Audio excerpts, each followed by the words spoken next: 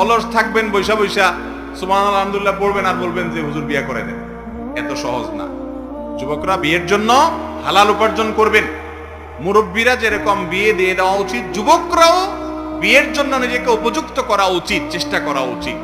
আর যদি বাপেরে বুঝাইতে না পারেন, ভালো একজন হুজুরে বলবেন, হুজুর নবী করিম সাল্লাল্লাহু আলাইহি সাল্লাম বলেছেন অভিভাবকদেরকে যে তোমাদের সন্তানরা বিয়ের উপযুক্ত হলে, কোন উপযুক্ত পাত্র বা পাত্রী পেলে তাড়াতাড়ি বিয়ে দিবা, দেরি করবা না, দেরি করলে ফিতনা হবে, এরা বিপদগামী হবে, খারাপ পথে যাবে, সমাজ নষ্ট হবে।